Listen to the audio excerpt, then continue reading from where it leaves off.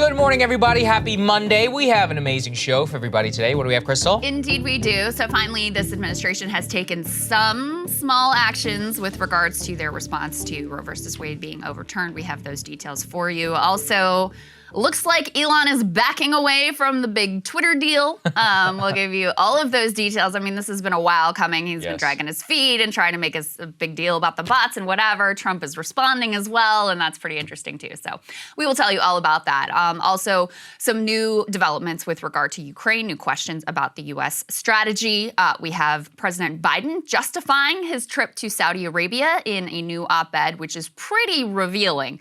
Dramatic turn from what he was saying during the presidential primary. So that is interesting. Also, this is just sort of silly. Biden making a gaffe in his statement with regards to abortion.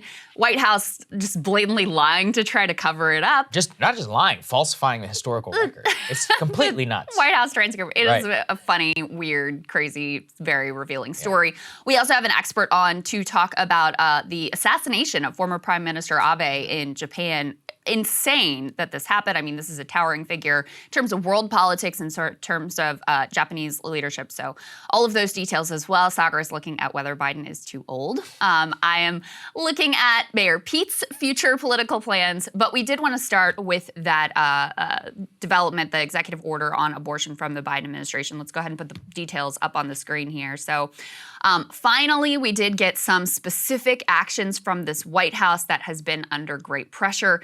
Still a lot of questions about why this took multiple weeks to come together. Let me read to you a little bit of the details here in terms of what this executive order actually does, which is not a whole lot, to be perfectly honest with you. It says it largely finalizes what's already been announced by the administration, including instructions to the Justice Department to make sure women can travel out of state for abortion care. We've seen some states, including Texas, floating the idea of trying to criminalize anyone helping women to travel out of state for abortion care. It says it addresses the elevated risk for patients, providers, and clinics, which includes efforts to protect mobile clinics that have been deployed to state borders to offer care for out-of-state patients. So again, trying to protect that ability for women to travel out of state. Biden's actions, the White House said, directs Attorney General Merrick Garland and the White House counsel to convene volunteer lawyers and organizations to encourage robust legal representation of patients, providers, and third parties. So sort of encouraging pro bono lawyers to help people out. And he's also said he'll provide leave for federal workers traveling for medical care, which could set an example for private companies to do the same. So again, nothing too earth-shattering here. I think there were some liberal critics of Biden who felt like, at least he's doing something, and the tone of his remarks was a bit more forceful. But in terms of specific action, I mean, there's reporting now that the Biden administration did actually consider declaring a public health emergency. Apparently, that's still potentially on the table. I wouldn't hold your breath on that one. That is certainly not enacted here. No clinics on federal lands, no clarification that Americans can legally transport abortion pills from Canada. That's something the governor of New York actually wanted. No plan, and this to me is kind of the biggest one. No plan laid out to divide the GOP caucus on, exceptions, rape, incest. There are a bunch of votes that could be taken here to codify some of those things into federal law, which would be very difficult for the Republican Party to deal with. They don't seem to be interested in doing that. At least there was nothing in this commentary or in these executive orders that would indicate moves in that direction. No encouraging mayors to deprioritize abortion crimes for prosecution. No comment on changing the filibuster to allow Roe to be codified into law either, which was something they had kind of floated, but clearly is not putting any muscle behind at this point. Yeah, I have to look at it more politically, and just would be a sign of, I don't know what these people are doing. I mean, once again, if you say this is your number one priority, which they did, if you say this is one of the reasons they should vote for you, which you do, that continues to be the main Democratic message. It's like, this is all you got after almost 2 weeks. I mean, the public interest in this is already fading. In terms of what you see from the Democratic base, there was a big bounce in the original Democratic ballot for the generic polling.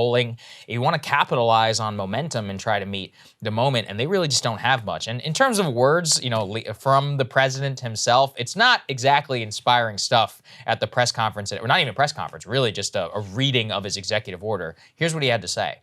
We need 2 additional pro-choice senators and a pro-choice House to codify Roe as federal law. Your vote can make that a reality. I know it's frustrating, and it made a lot of people very angry. But the truth is this, and it's not just me saying it, it's what the court said. When you read the decision, the court has made clear It will not protect the rights of women. Period. Period.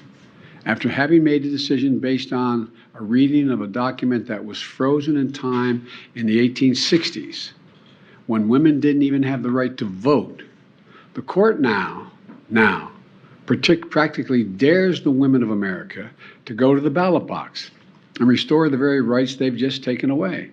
That just highlights what we were saying, which is that is the central case that they're making for the Senate and for the midterms. And I think the only way that you could do it is to actually show what exactly you would do with said votes. I mean, there's no guarantee, right? I mean, I think that the point you made previously is so important because I don't see any real action by the Senate leadership, either the Democrats or even from the White House, to try and push some sorts of votes on the floor, which would, rape and incest. You could, listen, if you can't pass that, that puts Republicans in a very, very tough spot. Yes. And you can highlight those types of stories. Same, even at the, you could even go further, actually, from what I've seen, like 15 weeks bans are or not 15 weeks, at least guaranteeing the right, quote unquote, up until 15 weeks is extraordinarily popular. It's like 75, 80% that the America beat. You could put that on the floor and then force Republicans to say, no, actually, I'm against that, which would put you on the side of like 15% of the population. But they're not even trying to go for an incrementalist approach. I think it's both fecklessness on behalf of the Biden administration. I also do think it's a failure of,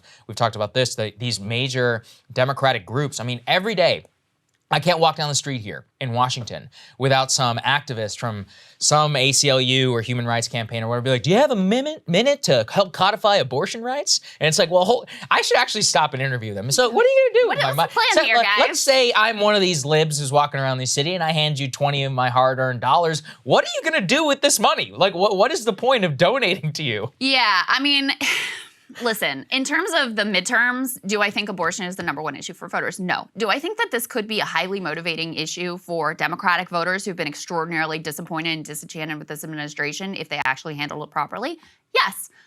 They're completely squandering that chance. Yeah. And that is, in the midterms, voter enthusiasm is everything. Obviously, you're going to have a smaller turnout typically than in presidential years. So whose people show up? Whose people are motivated to go out to the ballot box? The Democratic message here of vote harder, guys, is just not super inspiring when voters can rightly look at the fact that you have the presidency, the House, and the Senate. Like, we voted, we did the thing that you asked us to do.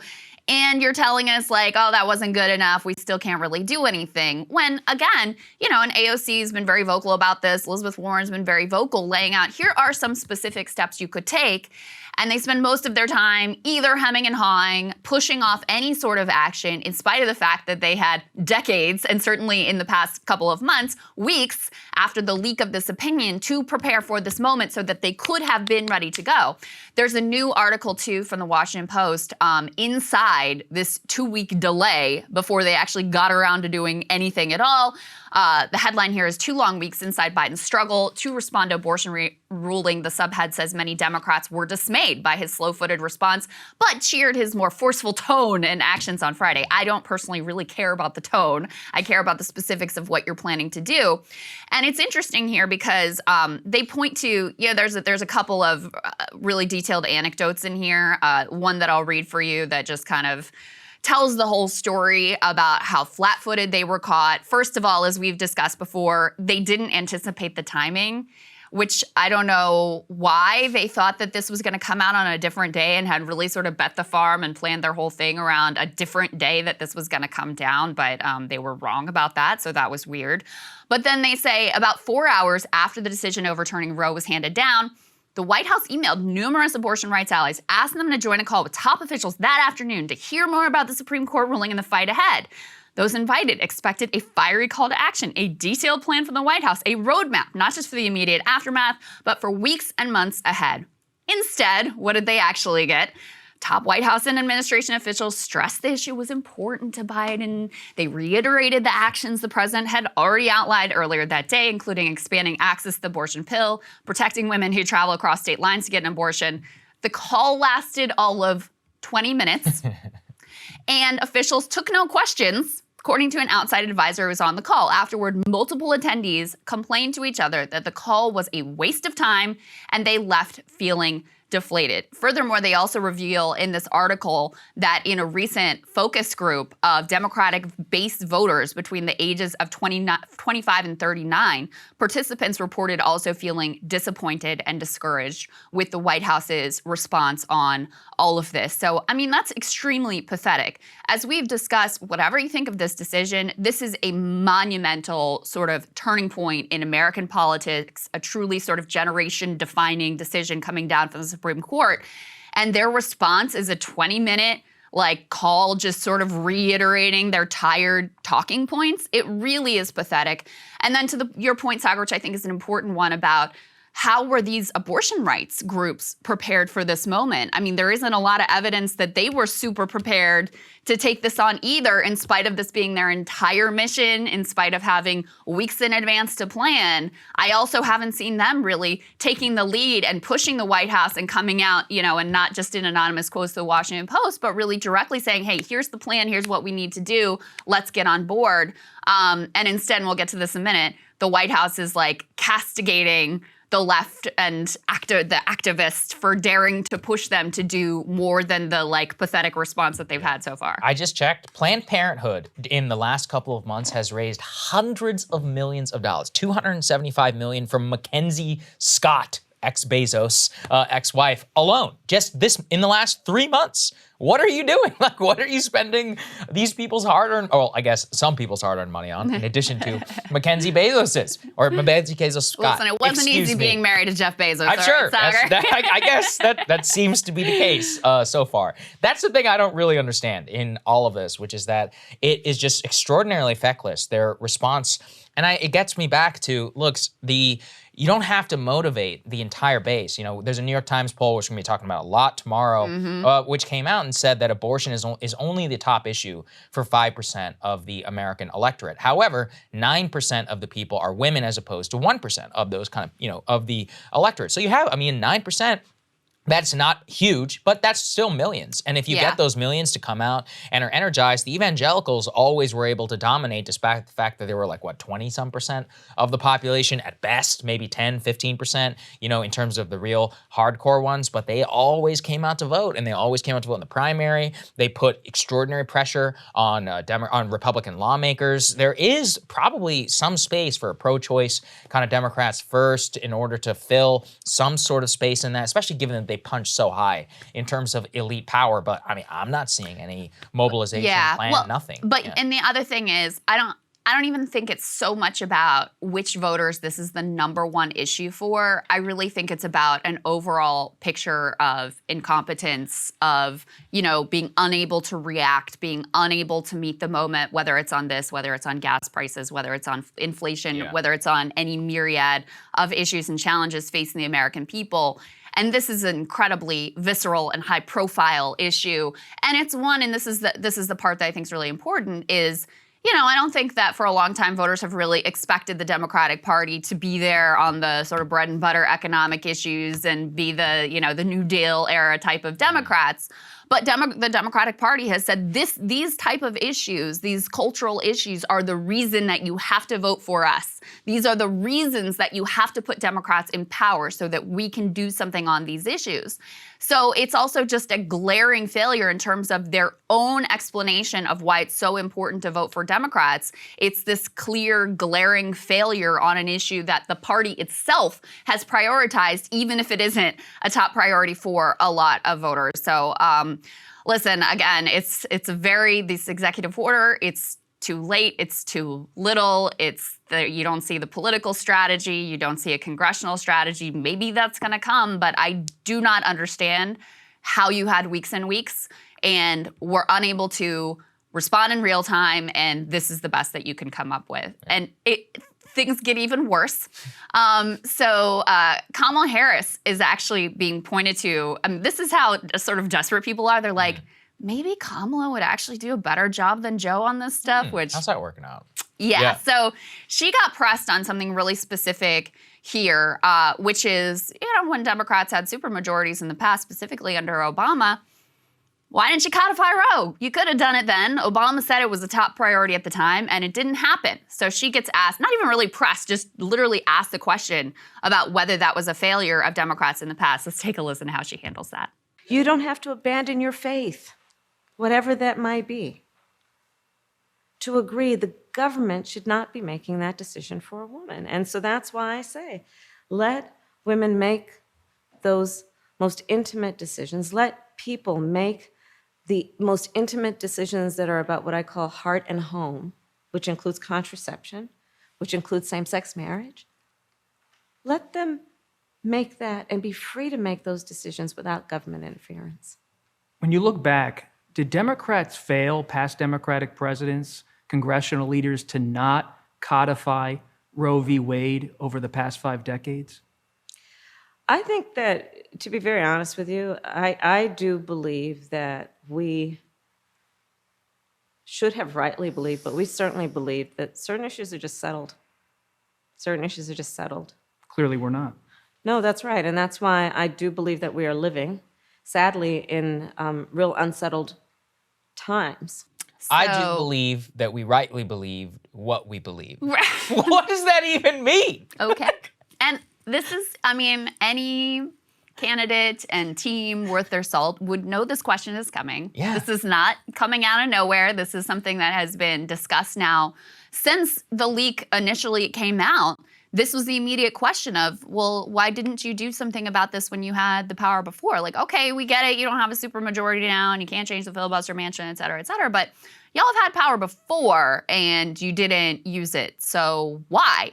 Was it because you kind of liked this as a political issue and that was more important to you to use it as a wedge and as a cudgel than to actually deal with it? And I think it's hard to deny at this point that was the case. Yeah, I mean, it's so obvious. Listen, I could give a better answer than that. Well, Bob, there have been Republicans in Congress that entire time, and they would have blocked us. And at that time, we only had two. There were 2 pro-life Democrats, and that's why people need to go out. And we have a different party this time, and we're gonna make it all happen. Why did she even is it that need to hard? own it? Was she even in the Senate at that point? No, she wasn't She even in the wasn't. Senate. So why did she even need to own this? Right, She's she'd be like, I wasn't in the That should be Senate. a question for the people who were in the Senate at that time.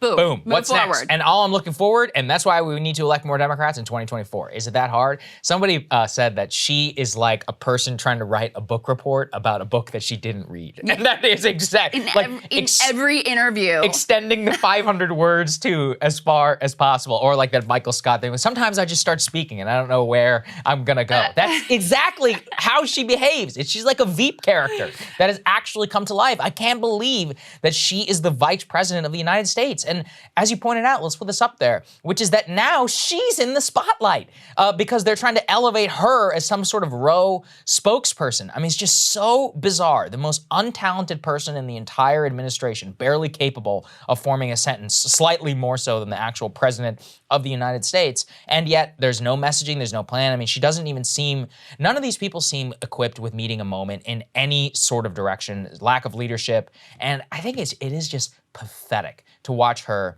as you said, any person giving an interview knows this is coming. The next time Obama gives an interview, let's watch, because he's going to get asked this question. I would love to hear his answer. He'll be able to handle it much better, even though he's in the hot seat for, Will he lie and obfuscate what his actual record is? Absolutely. Will he do a better job than whatever the hell that was? Political talent and skill, yes, he does. I mean, this New York Times poll that we're going to be talking about tomorrow, which has a million things that are worth digging into, really on both sides of the ledger. But one of the numbers there, this is stunning.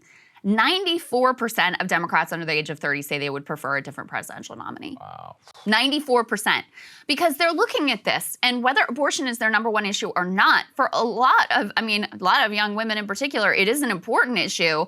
And they're looking at this and they're like, what are you doing? I mean, you could take random people off the street and they would have better answers to this and they would have better ideas of how to meet the moment. It really is pretty astonishing. And so to me, it is just a sign of how bad the response has been that you're now getting articles like this one, like, maybe Kamala could do a better job here, after we've seen the way that at every moment Kamala Harris has failed to be able to deliver and be able to respond and be able to even be like semi-coherent and forceful in an interview such as this, that they would say, oh, maybe she would be better than Joe, is a pretty bad sign of the times. Yeah. And then the last piece of this that just really irritated the hell out of me is like, you know, after their just manifest failures in terms of the White House's response to Roe that were so bad that even Republicans were like, this is it? This is all you've got? Like, why aren't you trying to divide our caucus? Why aren't you, like, actually being forceful in any of this? Why is it taking you weeks to respond?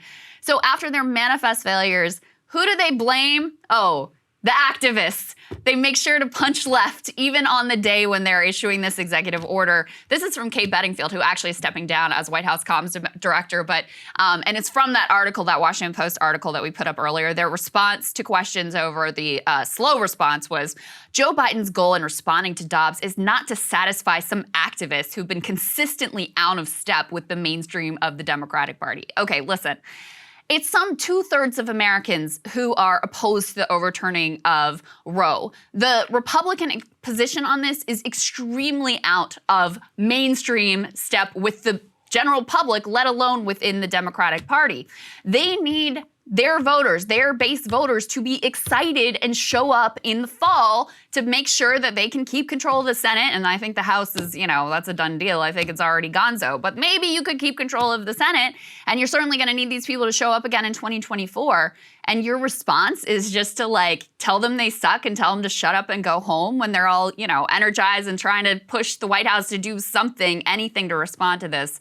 Classic behavior. And you can't look at the numbers for Joe Biden where, what is it, 64% of the Democratic Party itself is like, we need a different nominee, and say that this man is behaving in a way that is consistent with the, quote, mainstream of the Democratic Party. Well, what I thought was really odd about this is that these are not activists that are really out. I mean, again, I do think that some of the activists, you know, the groups that are refused to compromise in any turn, sure, they're definitely a hindrance to any sort of action. But considering that your main goal is getting elected based on response to Roe versus Wade because the economy is so terrible and you basically have nothing else that you can run on, I don't really see why that you would be punching towards this direction. This is like punching towards the most activated part of your coalition while asking them also to come out and vote harder. So you need to reconcile yourself with, do you ever see Republicans shitting on their own base like this? Never, No, of course because they understand the basics of politics. These are your people who work for campaigns. These are people who donate to campaigns. These are people who show up and vote.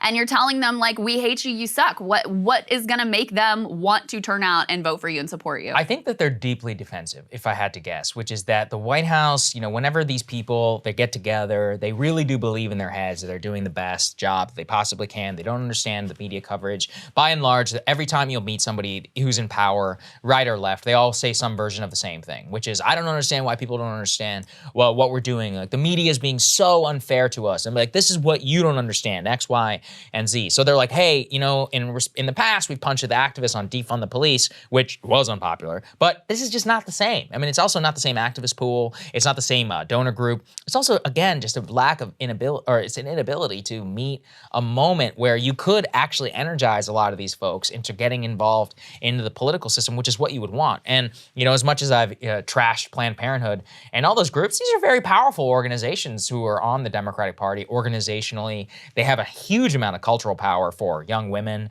in particular. So I don't know why I just don't really get the entire strategy behind this, because if you were going to do nothing and pursue like here's a fight that may be worth picking, which is saying, okay, we're not going to get Roe versus Wade codified in the Senate. Let's go for 12 or 15 weeks. Yep. That would be crazy. I mean, that really would put the activists would freak out because they're like, this isn't enough. But that's a 75% position. Yeah. But you're not fighting for that. You're not doing anything. Right. So then it's like, well, what is the point of being with you at all? If you're going to pursue some sort of centrist, like, middle ground road, fine. I mean, I actually think it'd be very healthy for the country if they tried to pursue something like that and really alienate the most pro-life and the most pro-choice activists and just say, fine, we're going to go with the most median position of what most people are fine with. But they again, the whole strategy, everything is scrambled by their just complete failure to do anything. Yeah. And it actually creates bad incentives on every direction because it opens up all sorts of crazy possibilities on the pro-life right. And if, the left becomes just rudderless and unmoored and could go in very unhelpful directions, which would probably even help the pro-life right in the long run. In terms of who are the activists right now, I mean, there have been nationwide protests on this issue. Yeah. So there are a lot of regular mainstream Democratic voters who are extremely exercised over this right now and are marching and demanding the White House do more. So, their definition of what is mainstream in the Democratic Party, if they think that their sort of lackluster, delayed, flat-footed, emotionless, bloodless response here is in step with the mainstream of the Democratic Party. They're just not correct on that whatsoever. And there's always a lot of talk about Joe Biden's strength with African American voters and how they put him in the White House. That's the most pro-choice group of voters if you look by the numbers. So in terms of like your bedrock key core supporters and where they want you to be, you're not in step with them either. So I think, again, is this the number one issue for a large chunk of Democratic-based voters? No.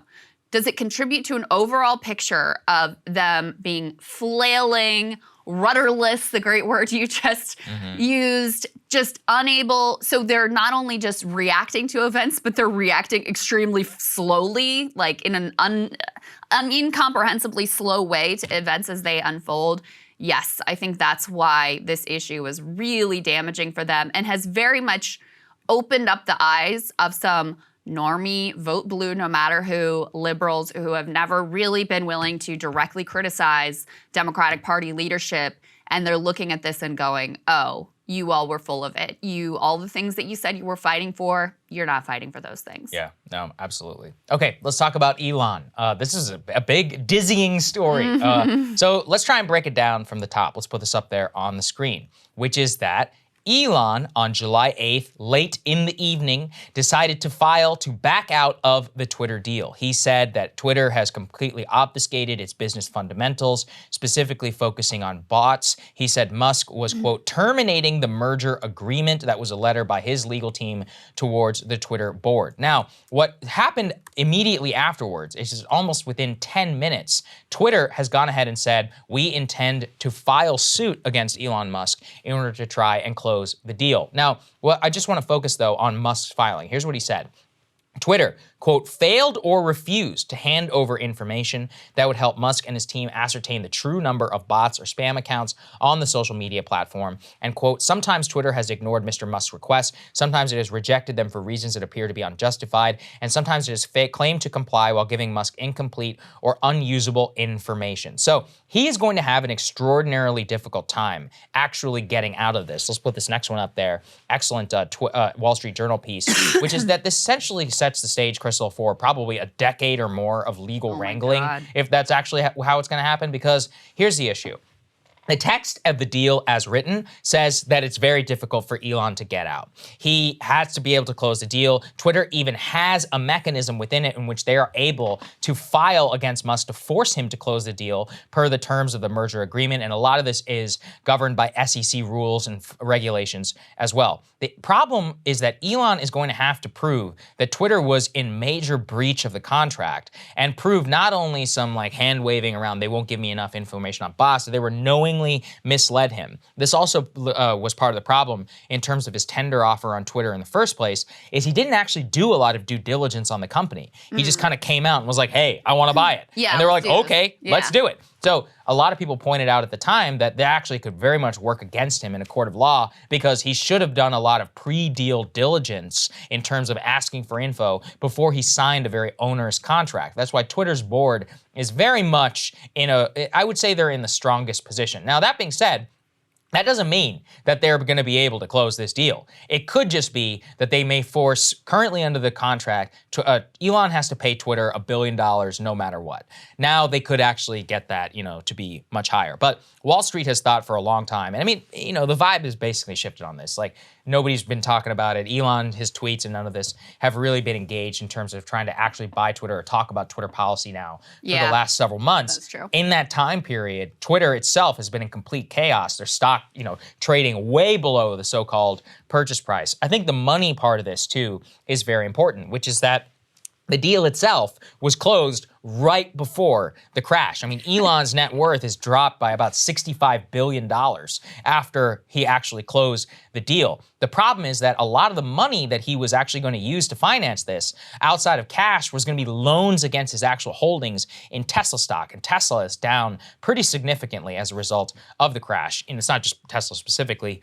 it's everybody. The other issue is that Elon, after the crash, was trying to go out and get other people to basically loan him some money. $2 billion here, $1 billion here, $500 million here. A lot of those cash commitments were just not going to be able to stack up to $44 billion. So I think that the money part of this is huge, which is as long as Elon doesn't have to close a deal right now, he doesn't have to do some serious financial chicanery in order to try. Because, I mean, at the end of the day, $44 billion is an immense amount of money. Yeah. And even for the world's richest man, is worth some $200 billion. If he had to sell all that and for his Teslas, it would crash Tesla, which is his baby, you know, the foundation of his net worth on top of the company. So there's all kinds of downstream effects. So I would say that number one, the money is probably the single most important reason why this deal is not getting closed at the current rate. It could be that this could be a negotiation. It's just a genuine concern Well, over the number of bots on the Yeah, platform, yeah. Saagar? What? You're not Right. taking him at his It's word? kind of seemed like a BS excuse always it from the was beginning. always Although a I do ruse. think there are a lot of bots. I mean, of course, Yeah, but yeah. it was just always a ruse so that he could hold out the ability to try to get out of this Yeah. deal.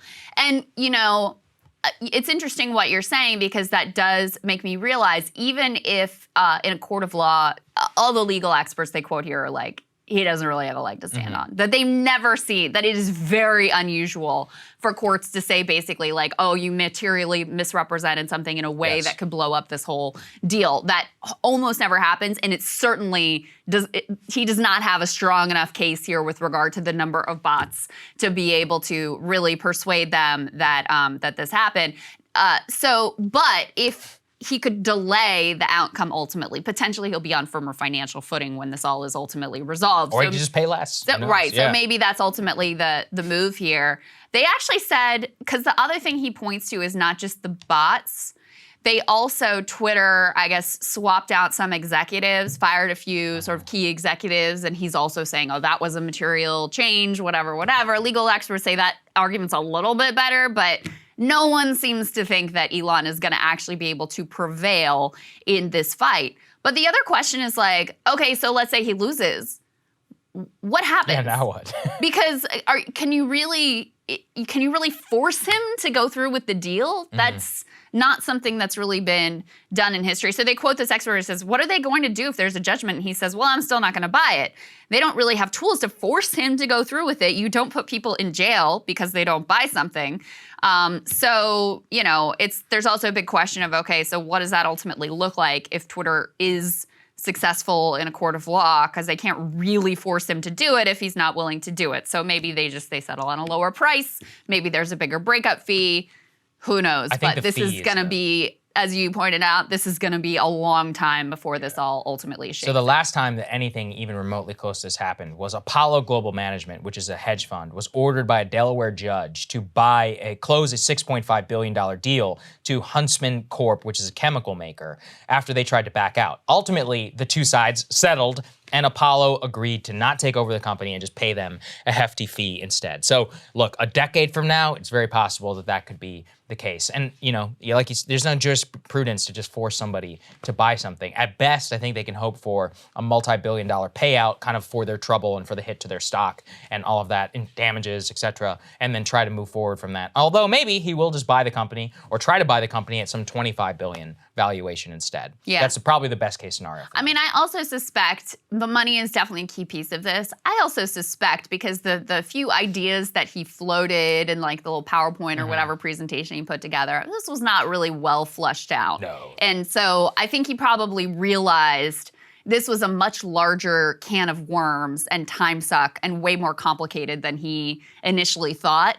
So I think it lost some of its, the bloom was off the rose pretty quickly in terms of making this deal, of this deal being enticing to him too. Twitter was never a great business. I mean, it's a semi-profitable company. Yes, it's worth a lot of money, but he wanted to triple their profits, which is extraordinarily difficult. It's just ad revenue-based business. Right now, Snapchat's down like 75% or whatever in revenue. Relying 100% on ads, it's not going to work out for you in a downturn, which is what we're in now for at least a prolonged period. So even the hit to their core business on top of of whatever cockamamie schemes he had cooked up, it was going to be difficult no matter what to try and close the deal. Let's go to the next part here, which is kind of hilarious.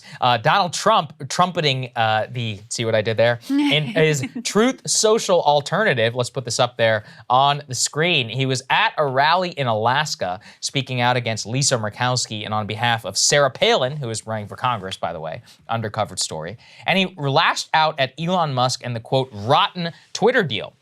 He actually derided Musk on the stage as a, quote, bullshit artist and said that he was faking what he was doing and went ahead to promote Truth Social as the real alternative, which is especially hilarious. Let's put this on the screen, though, which is that in terms of how it impacts Trump and the Trump Truth Social, it is both a gift to the company at a time when it's suffering, let's just say, significant legal trouble in terms of the SEC, but also it really throws them into chaos because they really didn't know how they were going to navigate the future of Truth Social, which right now is in a big battle with the SEC. And within Trump world, they were already battling two Twitter alternatives. There was Jason Miller, who's the former Trump, I think, communications director from 2016. He had the Getter platform, which has all this weird like Chinese financing. And then there's Truth Social, which was itself launched through a SPAC. But now, let's throw this next part up there, please. Trump himself is going after Elon Musk in addition to because of the fact that Elon had actually trumpeted Ron DeSantis. This was a good poll from Maggie Haberman, who noticed that, you know, Trump has been especially annoyed with Elon Musk recently, not only for upstaging Truth Social, but because Elon had praised Ron DeSantis and said he would have voted for him in 2024. He had said also that he voted for Joe Biden, and that he thought that Trump was too divisive. And then just to put a cap on everything, as always with Trump, you have to remember, it's always about the money. Throw this up there on the screen, please, which is that Trump and his son had to be removed from the Truth Social's board weeks before federal subpoenas were hit with the company over potential SEC violations with going public as a SPAC in the first place and the multi-billion-dollar stock and all of that was involved with the deal. So lots going on here, Krystal, in terms of the Trump story against Elon for political reasons, for business reasons, while he has his own business being investigated. It's like there's it always all just an comes angle. there's always an angle. There's always an angle. I mean, his thing, like this guy's another bullshit artist. I guess it takes one to know one. Yes. He That's a good point. he recognizes the ploys here. And he complained because, remember, Elon had said, like, oh, I've never voted for a Republican, but he voted for that lady in South Texas, Myra Flores. Oh, well, that was after, but yeah. Yeah, but anyway, and Trump was like, oh, he said he never voted for a Republican, but he must have lied to me because he said he voted for me. Who knows who's telling the truth in that one? I would not wager a bet on either one of these men. But yeah, I mean, he's got a personal financial interest in this Twitter deal falling apart. I'm sure he's very happy to see it. Oh, yeah. And number two, he's got a political interest because Elon obviously has like 100 million followers on Twitter and his own little cult of personality around him as well. So he's very influential around a certain group of people in the country. And so the fact that he was floating like, yeah, maybe Ron DeSantis in 2024, I'm sure Trump was not too happy about that. No, so not at there all. you go. Yeah, So interesting little war of words here. Yeah, it's interesting to me because I think Trump could sense that Elon was kind of stealing his energy and for a while had been I don't even know how to describe it, like the big bad in politics or in the media. And that was really, I mean, ultimately that's what most Republican voters care about. And at the end of the day, the reason Trump probably cared the most is because Elon was stealing attention, not only away from him personally as a brand, from his business, which was the whole raison d'etre for even starting Truth Social in the first place. Like, what's the whole point if Twitter was going to be run by, you know, a right-wing or center-right billionaire and who wanted a commitment to free speech, which is the whole selling platform of Truth Social in the first place. Despite the fact, though, that they deplatform like January 6 Talk and anything else that isn't friendly to the Trump family, which is free speech hilarious. just means they have control over what speech is allowed and what's not Some of allowed. the dumbest it's like, that's the line, guys, in terms of content moderation. Whatever. Anyway, Yes, so indeed. important update on the social media platform, which for better or for ill, governs the way that most elites talk about all politics, not even politics, culture, everything. So kicks very much above its weight, even though not a lot of people are on it. Okay, let's talk about Ukraine. So lots of big developments in Ukraine over the last couple of days. Of course, we saw that the Ukrainians have been withdrawing from major strategic towns in the east, but there are new assessments coming out of Washington with deep fears about what the future looks like in this prolonged, a war of attrition, both a wearing down of the Russian side and of the Ukrainian side. Actually, some reporting coming out this morning, the Russians may have lost up to 25,000 troops so far, killed in action of the initial invasion force of 300,000. Man, that's huge. Big, yeah. And that's almost 10% of the troops who have been killed in action, not to mention wounded, because right now they're going all over the country trying to, it's a secret mobilization is what people are calling it, because they're trying to do kind of a secret recruiting drive in order to replenish the number of troops. I talked previously about how Russia has a tremendous amount of conscripts available, tens of millions of people, if they wanted to ever do some sort of full-scale mobilization. So it's always important to remember that manpower is definitely on their side, if they want it to be, but they're constrained a little bit politically right now. In terms of what's being leaked out, this is probably the single most concerning one that I saw. Let's throw this up there on the screen, which is that you guys might have seen that recent barbaric missile strike by Russia on a civilian shopping mall. Now, what people are pointing to is that actually that missile strike may actually suggest Moscow is running very low on precision weaponry, and that increasingly is turning to the less sophisticated armaments which could hit unintended targets, going back 30, 40 years in the history of warfare. Well, the problem with that is that that potentially could lead to an unintentional strike across the border in Poland or Romania. Yikes. Remember, Russia is not just hitting targets in Kyiv or in eastern Ukraine. They are targeting specifically armament shipments from the West. So for example, Lviv, which is right there on the border with Poland, if just one missile goes the wrong way because it's not guided properly, because the commander doesn't know what he's doing, because whoever this conscript is who shoots it doesn't know, it doesn't calibrate it exactly correctly, it could go off course by 10 miles and now we're in a whole other situation. This increasingly is also risky as Russia is going to continue to target Western armament shipments specifically, as they were trying to do, or supposedly said they were trying to do so in Kyiv in the first place, and even in the most eastern parts, or in the western parts of the country. So that's very, very concerning. You found this quote, Krystal, in the New York Times story from a Ukrainian as well, who are getting really disillusioned right now with the efforts. Yeah, I mean, there's a lot of talk about, what do the Ukrainians want? And they want to continue fighting, so we have to back them up. But there are some signs that at least some Ukrainians, as the reality of this conflict seeps in, and especially those who are in the hardest hit conflict zones in the eastern part of the state, they are having regrets that there were not more serious negotiations to avoid this entire disaster. Let's go ahead and put this up on the screen. They have a quote from one resident in that region who says outright, "We should have negotiated. We should have made concessions on both sides because it won't lead to anything good. We have to agree somehow, but we have to let there be big financial losses or some other international relations, but we must find an agreement. We live in the 21st century." And, Saagar, to the point about the shopping mall and the sort of possibility of unintentional bombings of NATO allies and how terrifying that is, and what that could ultimately lead to based on our Article 5 obligations there.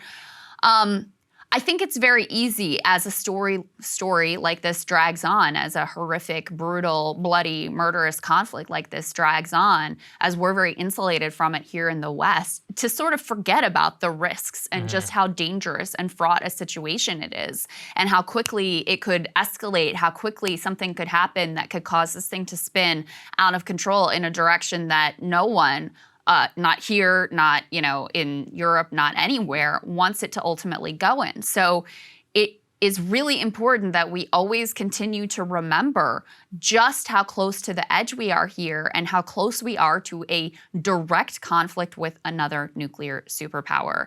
And so, this individual who they quote in the eastern part of Ukraine saying, listen, we should have negotiated, we should have tried to avoid this. I think this is the hard reality that's going to increasingly be setting in, not only for Ukrainians, but for, people here in the US as well, because for a war to go on and on and on, a horrible grinding stalemate with these indiscriminate weapons that are increasingly hitting civilians. This is a horror. This is a horror for the people of Ukraine, for this war to basically last indefinitely, which continues to effectively be, the U.S. and our UK allies. That continues to be our position. Yeah, and there's actually a former general, brigadier general, wrote a very interesting piece in the the Wall Street Journal. Let's throw this up there on the screen. He was actually a assistant secretary of state also under the Obama administration. What they point to, and what he points to here, is that the West Ukraine strategy will mean a prolonged and a bloody stalemate. NATO is committed to support for, quote, as long as it takes, not to win, only to stave off Russian victory. And so what they're pointing to in this is that recent changes in Russian operations suggest they are making a transition from maneuver war to artillery war, no longer relying on modern-day lightning strikes. The Ukrainians are using recently arrived NATO systems with far more range and precision targets, while the Russians are taking a tactical pause after their recent victory in Severodonetsk. However, rather than win through this maneuver, the goal is now to win through exhaustion.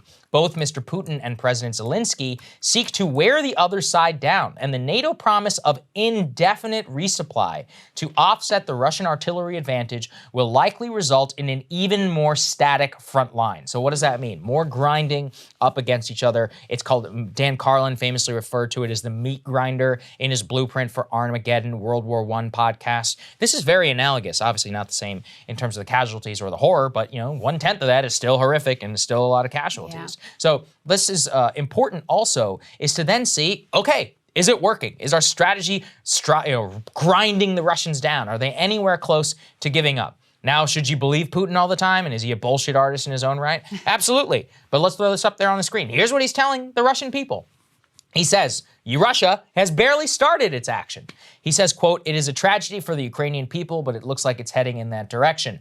Everybody should know that, largely speaking, we have not even started yet anything in earnest. He declared Russia remains steady and ready to sit down for talks to end the fighting, adding that those who refuse to do so should know that the longer it lasts, the more difficult it will be for them to make a deal with us. We are hearing that they want to defeat us on the battlefield. Putin says, he scoffs, let them try. So he is showing you very clearly he doesn't give, he doesn't care about the strategy. Now, of course, his country is suffering. They've got an 8% or so reduction, but they have a tremendous amount of cards that they can play right now.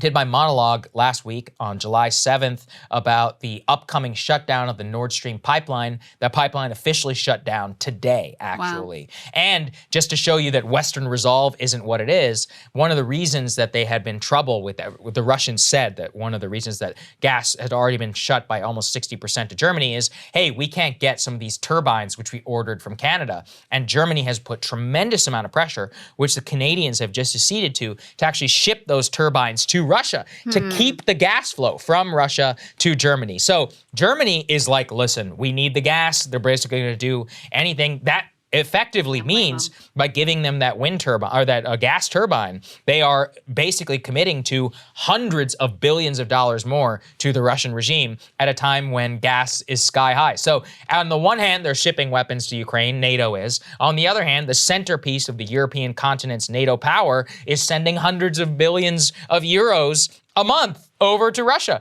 to finance them, on top of, exactly as we predicted, the Biden administration came out over the weekend with their so-called cap on Russian oil. Right. And guess what? The Indians were like, yeah, we're good. We're not gonna do that. So like, okay. Cool. So it didn't work. The Indians were like, we're just gonna keep buying it at the current rate because we're actually making a killing by not just buying it for us, but selling it back to you. Yeah, that's the one. So why would we cap the price when we're making billions of dollars a year and our people are actually getting cheap oil when the rest of the world is suffering? The Chinese also are not committing to do it. You know why? Because they actually have a geopolitical commitment to supporting Russia, and also they also like cheap gas like everybody else. So the scheme on oil failed. The gas scheme is completely failing. If anything, Europe is becoming even more reliant on Russian gas. They're like begging and pleading the Russians not to cut them off. So the resolve of the West is not doing so hot right now at this time. Yeah, and we're going to talk in the next block about how, this conflict has also completely upended Biden's stated priorities in foreign policy with regards to Saudi Arabia, too, and has, forced their hand on that issue. It's certainly exacerbating the climate crisis. And by the way, as Saagar is pointing out, and as we've pointed out many times, you're not having the effect you wanted to have in terms of like bleeding the Russian regime, Putin's regime dry. They are making bank and they're, holding out just fine. There's another piece of this, which we also have covered, which is just how little dissent is allowed on this policy in the US. I don't know if you saw Jackson Hinkle, who no fan of ours, but whatever. His YouTube channel was completely demonetized. Really? Because For what? because of what he says on Ukraine and on Russia. Wow. So permanently demonetized on YouTube because of what he says on Ukraine and Russia. Noam Chomsky has a bunch of quotes about how this is the worst censorship and manufacturing of consent that he's ever seen. And one thing that he points to is the fact that, you're not even allowed, and this is the official policy of YouTube and a lot of other platforms, you're not even allowed to hear what the Russian media is saying and what Putin is saying outside of the pieces that the Western media finds to be useful for their own propaganda. So it is incredibly dangerous, even to just question like, hey guys, how about some diplomacy? Wouldn't that be good to actually try to end this war? To question the Biden administration and their strategy along with the UK is extraordinarily dangerous and very fraught, even in circles that are supposedly anti-war. I mean, everyone should be invested in wanting this war to come to a close. And that's the thing that I want people to understand is I think that is the overwhelming priority of the American people. That is not the priority of this administration. So they are not representing your interests in what you would like to see in terms of trying to push for a resolution to this conflict. Not that I think that that would be easy to accomplish, but they are not pushing in that direction at all. So this is a kind of parable of the situation. So Quincy Institute for Responsible Warcraft, who we talk to a lot here, Dr. Trita Parsi, of course, is with Quincy. This article from Mother Jones says America's top anti-war think tank, that is Quincy, is fracturing over Ukraine. An internal battle over the U.S. response to Russia prompts resignations from the Quincy Institute. There were several sort of high-profile resignations. One of them publicly said that Quincy is taking what they describe as an indefensible, morally bankrupt position on Ukraine. This is clearly an unprovoked invasion, and somehow Quincy keeps justifying it. Now listen, I can't claim to have seen every word that they've put out on the subject or what every expert there is saying on the subject, but I can tell you when we talk to Dr. Parsi, he is not justifying Russia's invasion whatsoever. Is he questioning the U.S. response? 100%. As he should be, and as there should be at least one voice in this town on the left doing. So the fact that, to call for diplomacy and to push for some attempt to end this conflict and have a resolution of this conflict, that this is like an out of bounds position at what is supposed to be an anti-war think tank is a pretty extraordinary state of events. I wouldn't even describe it as left. I would say the realist position has quite a bit of right-left.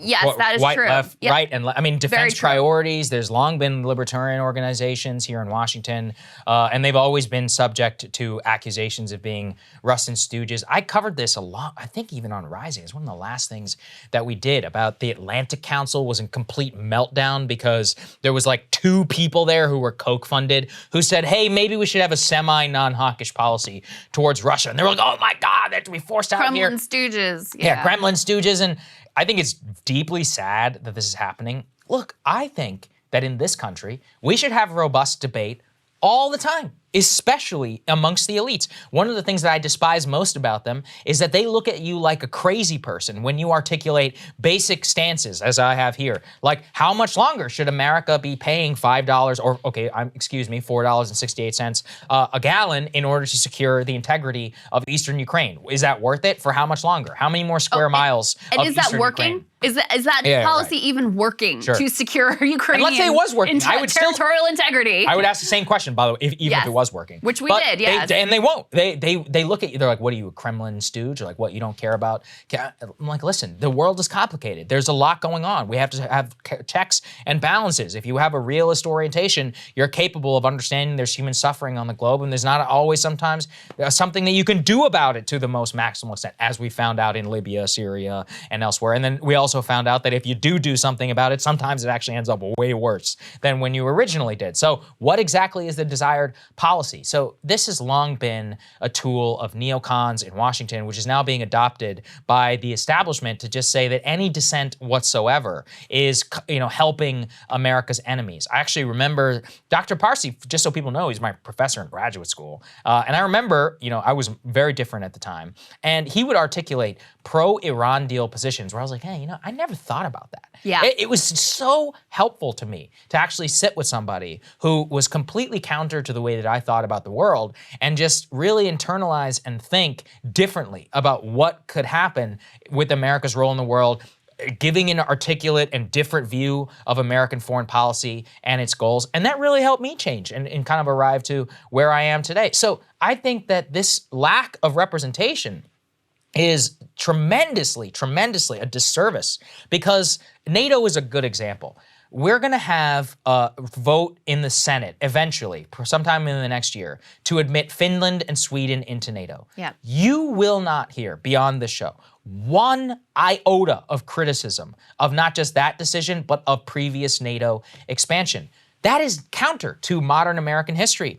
In the Panama Canal, people forget this, the 1970s, we had a massive national debate. Should we give the canal back to the Panamanians or not? Ronald Reagan launched his campaign off of this in the 1970s, and Jimmy Carter had this big debate, and it was a Senate thing and the treaty. So previous before that, obviously World War I and even World War II in the whenever you had the Marshall Plan in order to rebuild Europe. These were big democratic consensus-building activities, which have now moved into the elite realm where they squash dissent and use tactics like this, which I think is BS and very upsetting. It is very upsetting. It is very upsetting. I want to give you what Dr. Parsi's response is here.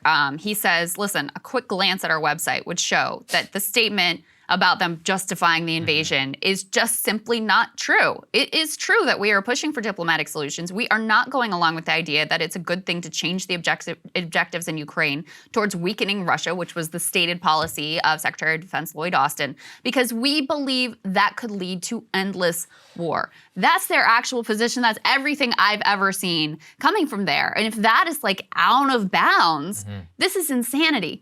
I think this is part of a trend where, the elite class in particular has really lost confidence in our ability to be a democracy. I mean, that's part of what it is. They feel we can't tell the public all of these messy details. We've just got to keep our one side of the story out there, and we'll handle all the decision making, whether it's on foreign policy, whether it's on Fed policy, or whether it's on health policy or anything else. The masses can't handle all of this messiness, so we've got to keep a tight lid on control. That's why you see increasing, moves in the direction of censorship and this sort of like authoritarian instinct, because there's so much contempt for the general population that they don't think they can handle this type of messy democratic debate. And then also, of course, they have an incentive to keep all of the sort of like power and control for themselves.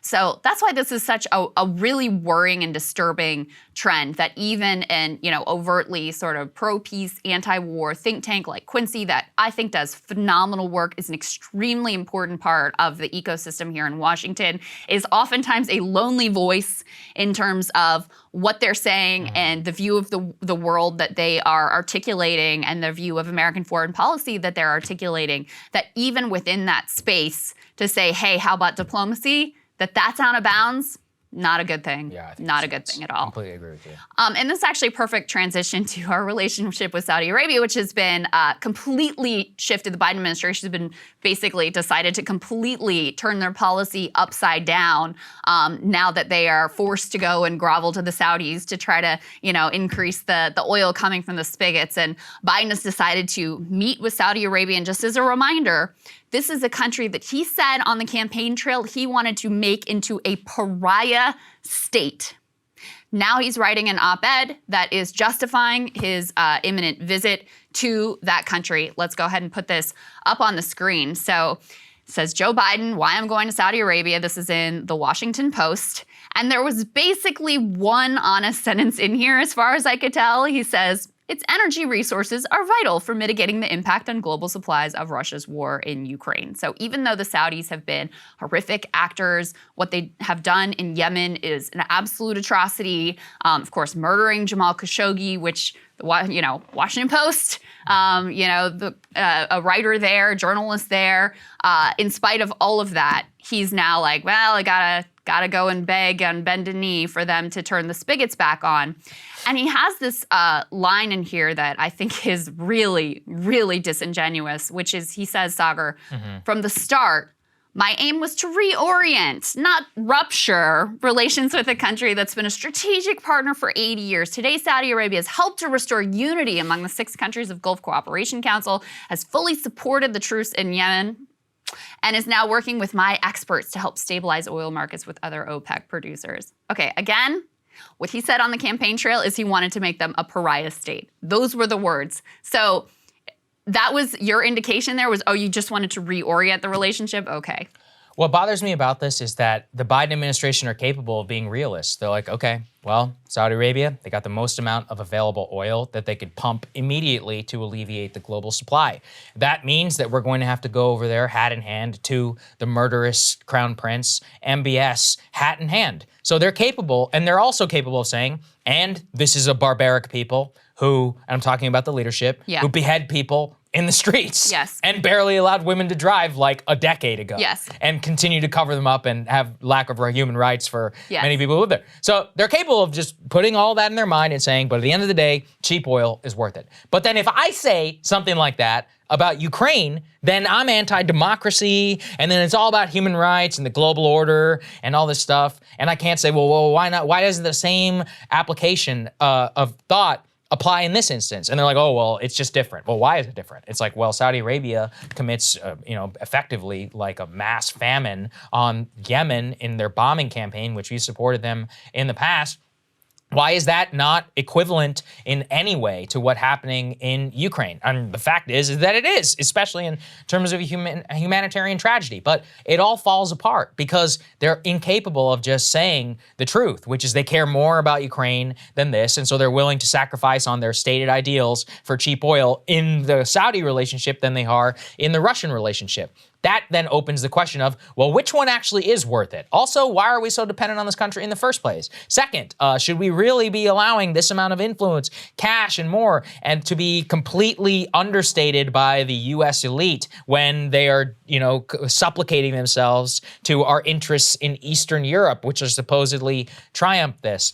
All it shows you is how empty the rhetoric of the administration is on human rights, on standing up to dictators, all of this. They don't actually, and also that's why I don't really support speaking in that rhetoric at all. All foreign policy is national interest. All. You can try and hide it under guise of whatever you would like, but at the end of the day, oil is oil, and the price is what it is. Our relations with countries should always be dependent on what we get from them and what they get from us. Our relationship with the Saudis has long been one where we hand them some $100 billion a year in arms, and they basically tell us that's still not enough. Right. You still have to supplicate yourself. Right. Even though we guarantee your defense, even though we basically have been the guarantor of the regime since the 1970s. So even though 15 out of their 19 citizens crash into our towers, they're the major exporter of world terrorism, have probably done more to hurt the interests of the United States in the Middle East and elsewhere, especially amongst the Islamic community, than any single other nation on earth. Not to mention their own personal barbarism. That's all completely fine. Yeah. It's like that's what it drives me crazy. Yeah. It actually is remarkable how much the Biden foreign policy in the Middle East has turned into the Trump foreign policy in the Middle East. I mean, they have a little bit of different rhetoric around Israel, but in terms of the big dramatic changes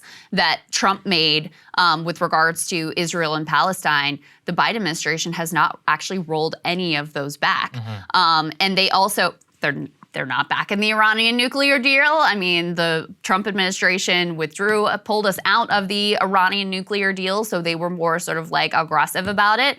The Biden administration is pretending to negotiate it, but at the same time, they're hardening this anti-Iran alliance that was also the brainchild of the Trump administration. Yeah, that's true. In a lot of ways, I mean, you'll recall Trump's first overseas visit was to Saudi Arabia, so Biden's a little bit late in getting there, but he also was going hand in hand to suck up to the Saudis Saudis. So it is kind of incredible the way that, and a lot of this has been forced by the Russia-Ukraine conflict, where they may have wanted to go in a different direction, but now that they've chosen to go all in on this proxy war with Russia and this sort of like global, new global world order, it has forced their hand on Saudi Arabia and basically pushed them into the position where the Trump administration was. So it really is pretty remarkable. And I can't ignore also the media's role in choosing which conflicts, which crises, which humanitarian disasters are worthy of your outrage and your sort of like playing on your emotions and which aren't.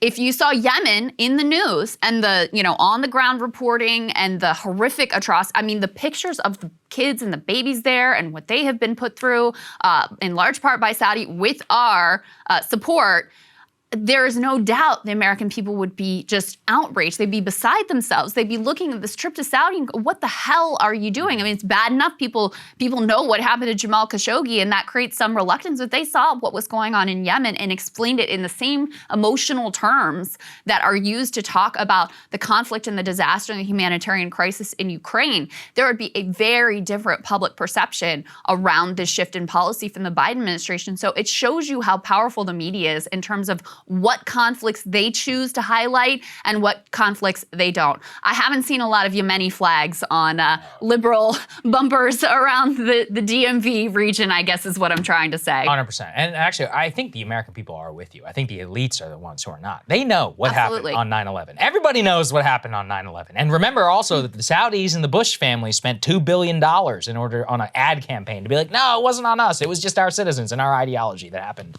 as a result of all of this. And also, we protected bin Laden and backed the Taliban for a long time. But hey, don't worry about all that. Come on, businessmen, please keep coming to Riyadh and we'll keep the gas pumps on. That's been the American policy for 20 years. I think if you were to ask Americans, it was really elite Americans who cared most about Khashoggi. Most people had already hated Saudi Arabia for a long time. But the elites don't care. And so the Ukrainian, the Yemeni flag, the Ukrainian flag is the new flag of America that we see here in the Washington suburban area. And we decided that is the one that we care about the most, and it trumps all other interests. And so we're allowed to be realists in every other area of the world, except in this one, which has become some sort of a holy war. And that's exactly the problem, which leads to bad thinking and which can lead you down a road which you do not want to go to and which you may regret very much in the future.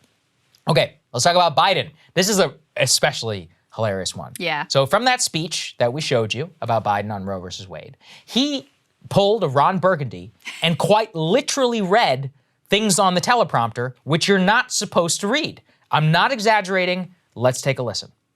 It is noteworthy that the percentage of women who register to vote and cast a ballot is consistently higher than the percentage of the men who do so. End of quote. Repeat the line. Women are not without electoral and or political, or maybe precise, not and or political power. That's another way of saying that you, the women of America, can determine the outcome of this issue. End of quote. Repeat the line. Okay, very clear what's happening here. All right? And by the way, as two people who actually read off a teleprompter, you're like, I know exactly. Listen, I relate. I've done it before. I relate. Yeah. I have. Anybody who's read off a teleprompter has been at war with these things at some point or another. I get it. And listen, it's not as easy as it looks. Now, when you're the president, you do it a lot more than we do. And also, let it stand as a funny moment, just another indication of his doddering age, whatever. The White House is not going to let that stand. The White House has decided to lie to you and to the historical record that what you just saw with your own eyes did not happen. Put this up there on the screen. The White House is now doctoring the official transcript of that event, saying that Biden did not say, repeat the line. He said, quote, let me repeat the line. Now again, he did not say, let me repeat the line. You can hear it with your own ears and you can watch it with your eyes. There is no any time where he was about to say, let me repeat the line.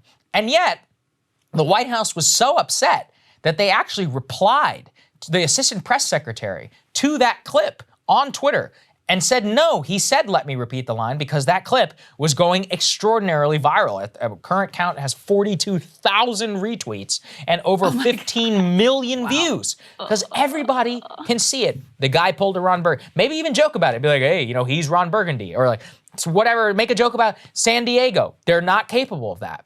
They are lying about what he said and then doctored the official White House transcript so that for all time, despite the video evidence of what we've seen in terms of what historians will use in order to record the Biden era, this actually might be a decent thing to point to, which is since we have video evidence, in the actual written record, they have, let me repeat the line. I also loved whenever he kept saying and or, because it's clear that whoever was editing it just didn't take out the and or and left it up to Biden. Maybe he likes that in his speeches. Who knows? But he's reading these things completely verbatim. So anyway, this is a humiliating incident, more for the White House than anyone, that they're so sensitive that they're literally trying to lie and cover up an obvious misread on the teleprompter to the American people. They're like, no, that's not what happened. That's not. This is Orwell. This actually is Orwellian. I mean, their response made it so much worse. Yeah, way worse. Way worse. And it does, what it reveals is a real sensitivity to the critique of Biden's abilities and his mental fitness and his mental acuity and all of those things. So like, they couldn't just let it go, which would have been the way better thing to do here. I mean, again, listen, we've all had, anybody who's read off a teleprompter, has had a battle with the teleprompter, has read it in a weird way, a sentence that comes out in a strange way, or you butcher a word or whatever. It happens all the time. But they are so sensitive to this critique that they had to actually do this like Orwellian weird cover-up thing and deny the reality that you can see and hear for yourselves.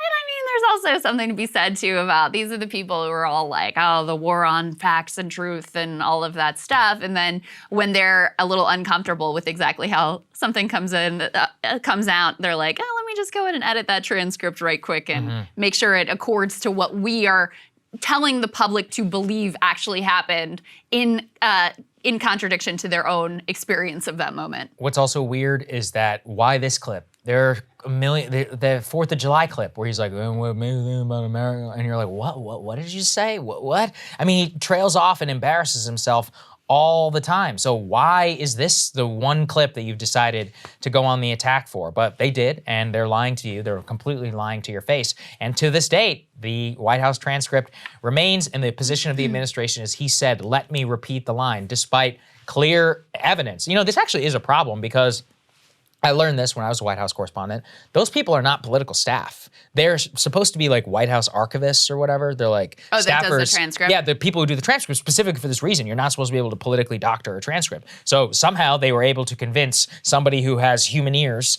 that they did not hear what they actually did and pressured them to say, let me repeat the line, not actually what happened. I also want to say, the transcript is actually supposed to be done by never looking at prepared remarks to prepare the most historically accurate transcript. Again, for history's posterity. Yeah, they're supposed to. I watched it happen. I used to know some of them because you kind of work with them when you're next to them as a White House correspondent. Again, these are career staff. They're supposed to be completely void of any political decision making. And at the time, they were having a very hard time with Trump because of the way he speaks. Yeah. So not exactly the easiest guy to transcribe. Yeah, and that's true. probably now same with Biden, but they somehow were still able to influence the historical record on this point. So that means they went out of their way in order to push things in this direction. Just a little behind the scenes info. Okay, Krystal, what are you taking a look at? Mayor Pete got exactly what he asked for after dropping out and endorsing Biden right when President Obama told him to, playing his prescribed role in helping to crush Bernie's chances. Pete won himself a big political spot in the Biden administration, and he chose to be Secretary of Transportation. Now, Pete seems to think that this new gig is working out for him perfectly. From his Washington bubble, he thinks he's got this whole thing figured out and that he has himself perfectly set up to be the next heir to the neoliberal throne. But while Pete is measuring the drapes, the public is sharpening their pitchforks, and he doesn't even seem to notice. It's worth recalling how Pete ended up as Secretary of Transportation. You might remember that Pete did not intend to just take whatever patronage role was handed out to him. You remember this? Pete was reportedly offered a really powerful position at the helm of the Office of Management and Budget, the kind of job that someone who actually cares about change and governance would salivate over, but not a title that comes with much press acclaim or Washington limelight. And so Pete rejected it, reportedly saying he wanted a, quote, real cabinet position, not a staff-level job. He was also considered for the position of VA secretary, but also scoffed at having responsibility for caring for our nation's veterans as beneath him as well. Ultimately, he landed on Department of Transportation, which gave him what he really wanted: the ability to fly around the country to ribbon-cutting ceremonies, raising his political profile and doling out goodies in congressional districts across the country. Now, in terms of the actual job, though, he was so incidental to the running of that agency that he apparently thought nothing of taking 2 months of paternity leave as the nation's supply chains gridlocked and inflation began to mount. Now, to me, the problem wasn't the paternity leave per se. I support new dads having time with their babies, of course. But it was pretty telling that clearly neither Pete nor anyone else in the administration thought it'd be an issue for him to be away from his desk for 2 straight months, as his agency sat at the heart of one of the nation's most urgent and critical issues. Because Pete, he was never selected to do an actual job. He was doled out his patronage position so that he might LARP governing for cable news cameras. And it has predictably been a disaster, because it turns out that running the Department of Transportation is a real job, and it's especially a real job right now. While Pete was doing press avails at ribbon-cutting ceremonies, the nation's airlines were gouging, screwing, and outright defrauding American travelers. Pete himself has been unable to escape the airline's chaos. One day after lightly scolding airline CEOs but promising no action, Pete's own flight was canceled. Now, he was headed to New York for, another big press event, touring a tunnel project that was a major priority of New York Democratic power players, people like Chuck Schumer, and giving a stamp of approval for funds to flow to that project. Now, that type of thing is easy and it's popular. What politician doesn't want new goodies in their district? Actually taking on an entrenched and well-organized industry like the airlines? Well, that's hard. And Pete did not sign up for hard. In his mind, though, he seems to think his stint as Secretary Pete is all going perfectly to plan. He thinks he's killing it. And he's too clueless to notice the mounting public rage at the airline abuses being allowed by his own agency. Pete's busy, after all, not with doing the job, but with pushing forward full steam on his own grand political ambitions. Apparently, the consummate shapeshifter is setting himself as a Michigander now, officially establishing residency in that state and planning to vote there in the fall. Now, you can see why he'd make the move. There's no way he can get elected statewide in Indiana. Michigan's a large, prominent swing state, but he can still hold on to his Midwestern shtick. He's thinking Michigan is the perfect spot to launch either a statewide run that will keep him in the presidential queue, or an actual presidential run should Biden be unable to run again. Pete is meeting with operatives, his PAC is endorsing candidates, etc., etc., etc. But he seems to have not noticed that his failures as Secretary of Transportation are kind of a devastating blow to any and all of his future ambitions. This dude had never had a real job before and didn't have a real record. In fact, to the extent that he did, his tenure as mayor of South Bend was hardly stellar, beset as it was by police racism and angry public protests. But he managed to exude some managerial abilities in his campaign, ran a modestly competent campaign, so a lot of people gave him the benefit of the doubt. This airline mess has really struck a chord among the traveling masses of regular Americans trying to take their first post-COVID vacations and getting run through a gauntlet at airports across the country. And this mess and the customary learned helplessness that is being offered in response is squarely in Pete's court. Bernie is already out humiliating him by demanding specific actions and fines for airline abuses. Pete's response? Well, he hasn't had the time to do the math on Bernie's proposals. Translation? He doesn't care, and he has no intention of doing more than offer his weird travel agent tips online. After all, he's too busy heading to another ribbon-cutting shoot. Because while Pete thought he was signing up for a fake job, the public actually needs him to govern. Just consider the contrast to what Pete is doing with photo shoots and political glad handling versus what someone who is actually concerned with governing is approaching with their job. The general counsel for the National Labor Relations Board has turned out to be an absolute beast by contrast. She is quietly and without fanfare going after the captive audience meetings, which have become a routine part of union-busting tactics. She's working to return to a prior era of labor organizing when if a majority of workers sign cards saying they want to unionize, the burden is then on the company to prove that the sentiment does not actually reflect the majority will of the bargaining unit. Her actions have been central to the boldness and success of the new grassroots labor organizing. Meanwhile, Pete is busy hobnobbing and meeting with political operatives to even notice that his failures at his job right now might preclude him from getting the job that he really wants in the future. According to Politico, Pete's confidants deny that he's using his gig as Secretary of Transportation to set himself up for a statewide or presidential campaign. As his former deputy campaign manager said, quote, if that's what he was doing, he'd be running a shit shadow campaign. Well, I guess he does have a point there.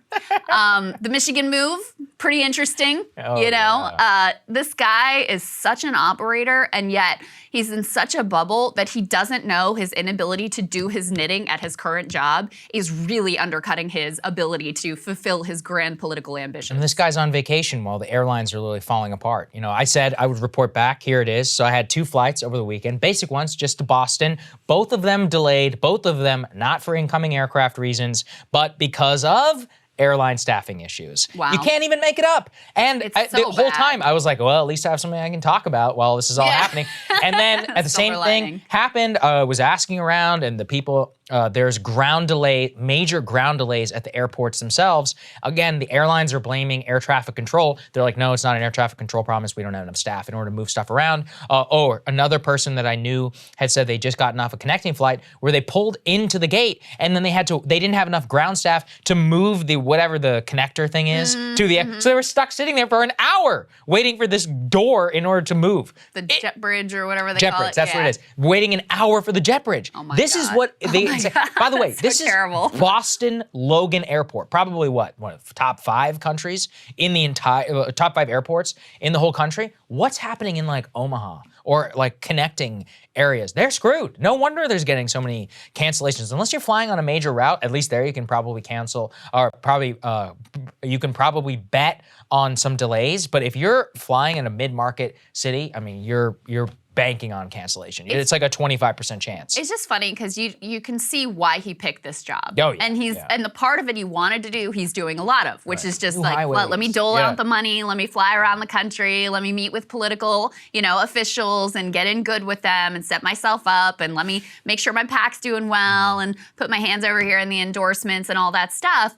But the thing that Americans actually need him to do, he's just completely failing at and has not even noticed that this is going to be a problem for him. Because what record do you run on if you're Mayor Pete? I mean, his record as mayor was not very good. And now you've had this big high-profile job, and there are really, really clear failures that are impacting people's lives daily. And you're sort of completely absent from them and only interested in the political limelight parts of the job. So it's an interesting moment for Pete. Yeah, absolutely. All right, Saagar, what are you looking at? Well, perhaps the thing that I hate most about living in Washington is how exhausting it is to be around people who are lying all of the time. And I know it sounds cliche, but it really is true. Politicians and lobbying groups and journalists and others, they exude a suffocating lack of honesty where nobody is telling the truth. Everybody is so captured either by ambition, money, a combination of both, that they dance around the truth to push an agenda or to simply ignore something which is inconvenient for them.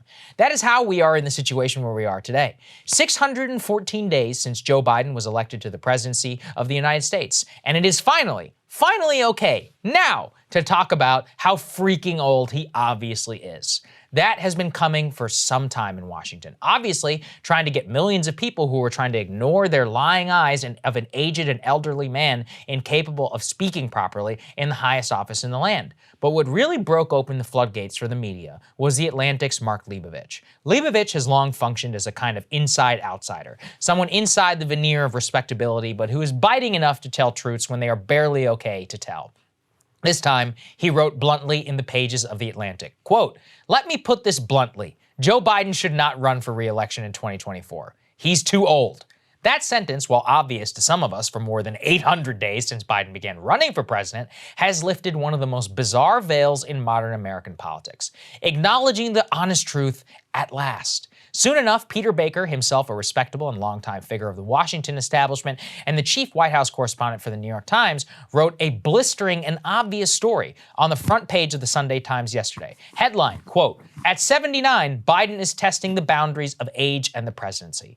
What's important is not really what's in the piece, though it is stunning, but that it exists at all. The obvious acknowledgement, Biden is really old. Baker opens the story by noting that Biden's staff originally had planned combining his travel to Europe and to the Middle East all in a single 10-day jaunt for ease of planning's sake. But they decided that because he's so old, it would be too exhausting to try and get it all done together.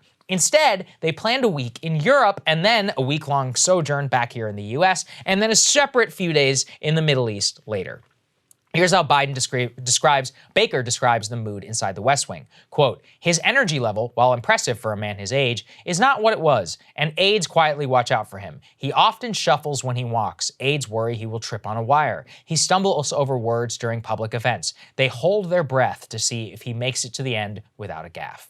As we covered earlier in the show, considering that Biden literally reads verbatim off the teleprompter like a scene from Anchorman, their fears are very well-founded. What all of this discussion highlights to me is just how dishonest the entire discussion of Biden's age has been for 2.5 years.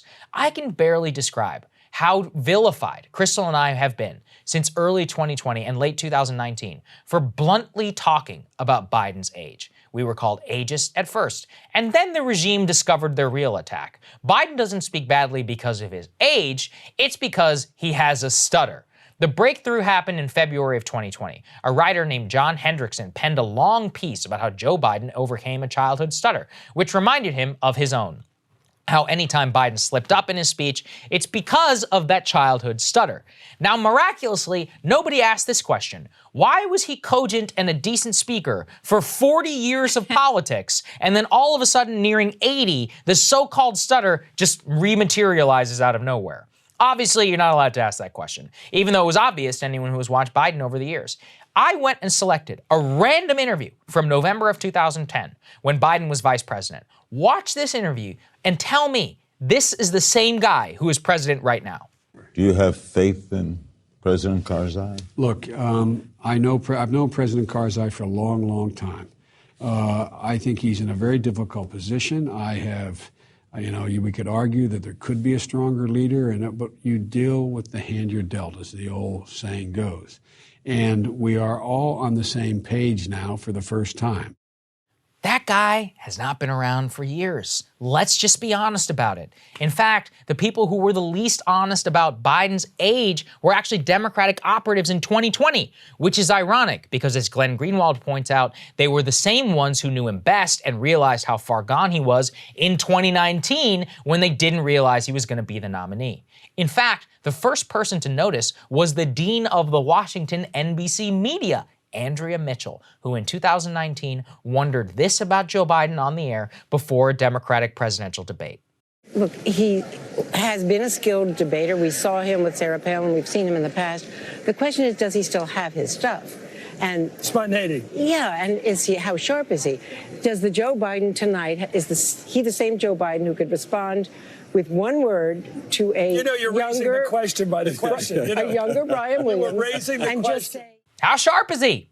That was before Biden was the frontrunner when such questions were allowed.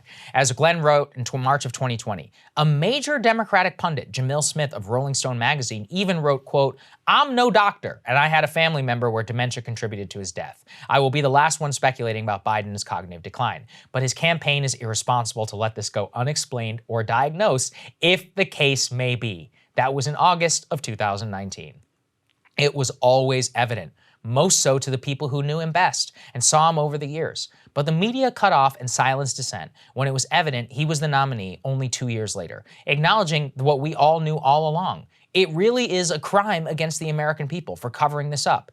It's completely reasonable to say, hey, Biden is old as hell, but Trump is awful, so I'm still going to vote for him. But bring this full circle. Let's just be honest about what's happening here. It is clear to me and anyone with eyes, Biden is way too old to be president, let alone right now, let alone 6 years from now when he'll be 86. But don't worry. Once Trump announces again, people will start the stuttering attack up all over again, and they'll forget ever, even once, that they even acknowledge what was actually going on here. I mean, look, it was obvious. We covered it at the time. We're vilified for it. Oh, he has a stutter. We're like, really? A stutter that's materialized out of nowhere? Stop being ableist. He has a Hey, it's stutter. like, How could you? it drives me nuts. Yeah, Okay, it's actually, something. people who actually stutter should be outraged. I actually have a friend who's a stutterer, and he was like, hey, this is bullshit. I actually have a stutter. I'm an adult stutterer. And he's like, he's trying to hide behind our condition for the fact that he's just really old. And I was like, hey, thank you. I appreciate that. This is the issue, which is that they're weaponizing this, whatever this new language about ableism and all this stuff off to cover up the fact that he's old. And guess what? New York Times poll came out this morning. The number one reason Democrats don't want to renominate him in 2024 is because of his age.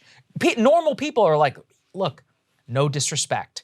He had his time. He's too old. You know what's interesting? Yeah. I was looking into the crosstabs of that poll, and they have the age breakdown. Yes. And the group that is most, there's a huge age divide on these questions. The group that is most concerned about his age overwhelmingly is seniors.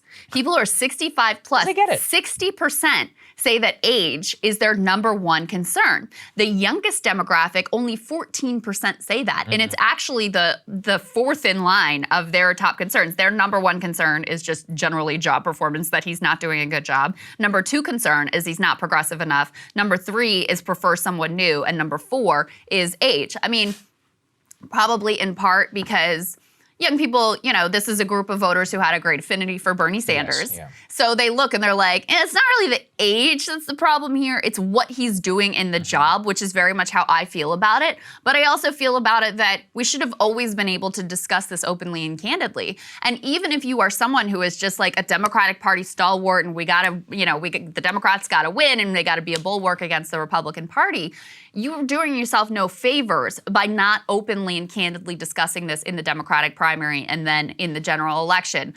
Because now it's a huge vulnerability for him, not only in terms of getting renominated, but ultimately in terms of being able to win next time and look, around. the fact is that Times poll I talked about also has Biden beating Trump. So the truth is that some people are like, hey, I'll take a Biden corpse over Donald Trump. Absolutely. But again, be honest. Just say it. And that's fine. That's a totally defensible position. Yeah, it is actually interesting, how sort of any kind of health challenges weigh on voters' minds. Yeah. It actually doesn't seem to that much. Like you look at Bernie after his heart attack. Yep. He actually surges in the polls and does better than he had done up to that point, and comes very close to ultimately locking that thing up if Pete and everybody hadn't dropped out of the right, all that stuff.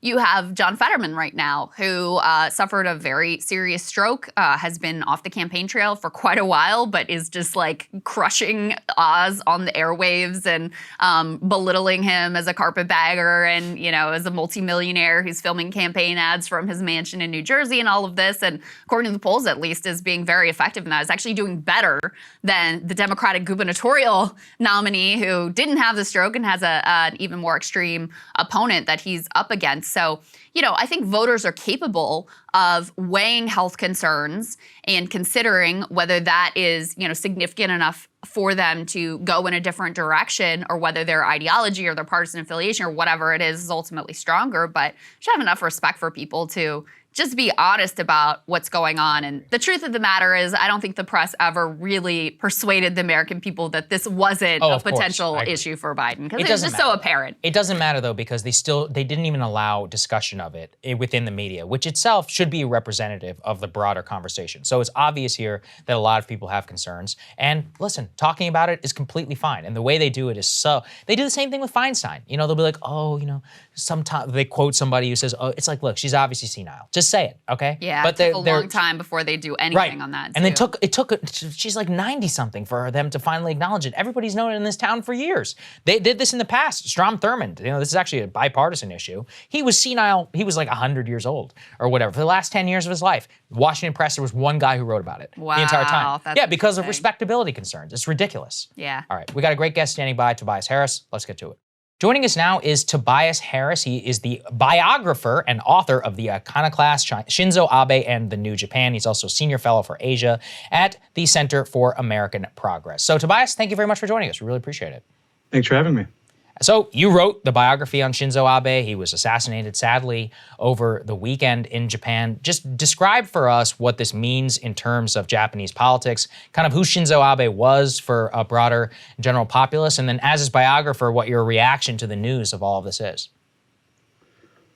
Sure. So, when we think about Abe, and this has become, I think, very apparent in the immediate aftermath of his death. There's been no Japanese figure probably for a generation or two who's loomed as large as he has. And, ever since he entered Japanese politics in the early 1990s, almost through force of will, completely changed the direction, I think, of Japanese politics, of the Japanese state, was just a tremendously influential figure for a very long time, not just during his times as prime minister, which, of course, he was the longest serving prime minister from 2012 to 2020, but even before he became prime minister, between his 2 stints as prime minister. I mean, he's just a tremendously influential figure, and frankly, it's almost hard to imagine what the Japanese political system looks like with him gone. I mean, so with that in mind, to your second question, I mean, of course, I've spent years and years thinking about him. I mean, even before writing my book about him, he was, this figure who occupied a lot of brain space. I mean, just a tremendous shock. I mean, certainly, entirely unexpected. I think everyone who watches Japanese politics was anticipating years and years of watching him kind of invent a new role as an ex-prime minister and continue to wield influence. So it's just really shocking to think that that's not going to be the case. Yeah. You have a quote in the piece that you wrote for the New York Times where you're quoting Steve Bannon, of course, former President Trump's former chief strategist, saying that Abe was Trump before Trump, which he, of course, meant as a compliment. Not everyone would certainly take it that way. What was meant by that? I'm not going to try to read the mind of Steve Bannon. I mean, I think it was a point sort of about nationalism and nationalist appeals and looking at that aspect of Abe. But I actually think they're very, very different figures. And I talk about this in the New York Times piece. You look back at the entire arc of Abe's career and also his family, which really shaped his political identity and the ideas he was pursuing. Abe was a state builder. Abe looked at the long arc of Japanese history, both up until the time he entered politics, but then also looking ahead to the future, and wanted to build a strong, top-down, centralized government in a way that the Japanese government hadn't been after 1945.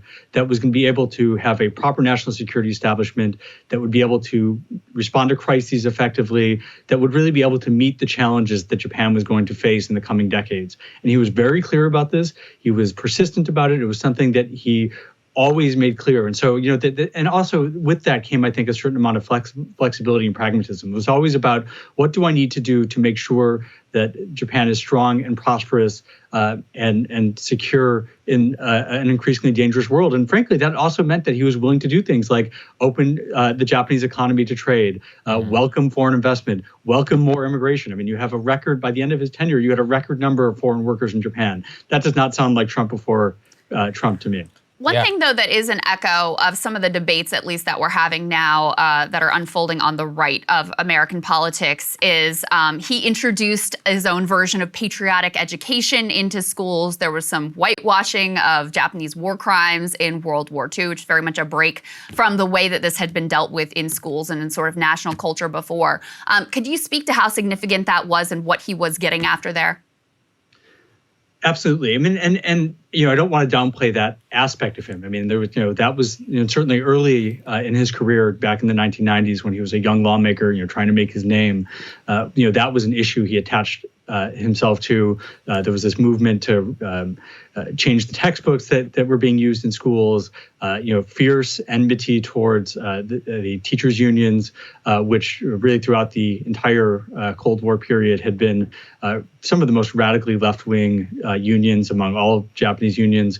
So there's no question that was part of his agenda. I mean, he very much saw education. In fact, you look at the book he wrote back in 2006, which really lays out his philosophy and his way of thinking quite clearly. Education to him was also part of state building.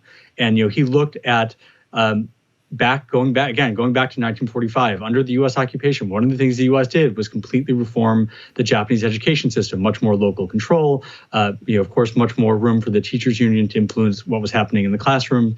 And, he saw that if Japan is, again, believing that Japan needed to be a strong state, he saw the way Japanese children were educated as an obstacle to that, because he believed that Japanese children were being taught to hate their country and that had to change. And that if you were going to have Japanese children being willing to sacrifice on behalf of their country, then they had to be made to feel proud of their country.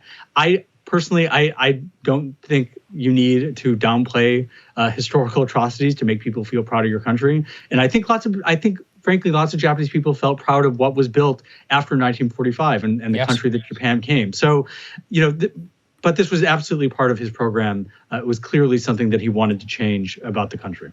I think the most fascinating, I've respected Abe for a long time. I think of all the major U.S. allies, Japan is the one which people probably know the least about here in America, but he still had a deep amount of affection, at least amongst the U.S. elite. He was, I think, friends or had appeared with 4 sitting U.S. presidents, which is remarkable. And I think what you point to and you write is that his major commitment was to Japan, not only as to an ideal, but something that should be robust in its defense, both against China and North Korea. I was telling you before we went on the air, I actually had the opportunity to ask him a question about North Korea 2018 whenever he was the prime minister appearing next to President Trump. And that was really the last unfulfilled part of his legacy. So do you think that that legacy will move forward in Japan as a result of his assassination, which is a titanic political moment? Like how will Abeism, is it like almost like a Kennedy figure in trying to recast and reclaim that? How do you think this is going to affect them going forward? I mean, it's a great question. It's one that I think lots of us are trying to figure out, once the dust settles, what exactly is going to happen. I mean, there's a few different moving parts of it, I think. I mean, first of all, he did, over the course of his career, he built the Japanese national security establishment in a way that you hadn't seen before. You have a more potent military. You have, I think, a more streamlined command structure. You have a proper Ministry of Defense, which is something he created the first time he became prime minister. You have a national security establishment or secretariat that allows the prime minister to have a much more direct hand in making foreign and security policy. So all of that now exists. His successors now have these institutions. They're much more able to be national security leaders, to serve as global statesmen in the way that he did compared to the past. One other thing that he changed is that I think the LDP, the Liberal Democratic Party, is, I think, a much more uniformly, I guess, call it hawkish party than maybe it had been at the start of his career. There used to be, I think, much in the same way that the Republican Party, of course, used to have, or actually really both American parties used to be much more diverse in the kind of views. The LDP has become a much more ideologically coherent party compared to when he entered politics in 1993. And some of that effect was a result in 2012 when he came back to the LDP's leadership. A lot of the older, more dovish LDP members retired and ended up being replaced by younger, hand-picked politicians who shared Abe's views. And so you now have, I think, a big chunk of the LDP basically wants to press on with Abe's vision for a stronger Japan, a Japan more capable of defending itself. And so you do have, of course, with current Prime Minister Kishida, a self-styled dove liberal. He's from Hiroshima. But even he was elected really thanks to Abe's support last year and made very clear that he was committed to pushing ahead. And so right now in the next couple of months, there's going to be a big debate about defense spending for the budget next year. All signs point to there's going to be an increase of some kind. It's just a question of just how much and what they're going to spend on. And Kishida has also signaled that he's willing to consider acquiring offensive or not offensive strike capabilities, but the ability to strike targets overseas in a defensive capacity, let's call it.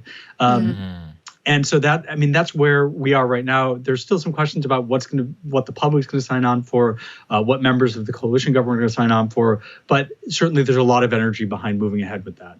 Yeah, absolutely. Well, thank you so much for breaking it down for us, Tobias. We really appreciate it. Yours biographer will have a link down in the description to the book and to the New York Times article that we referenced. And we appreciate you joining us. Thank you.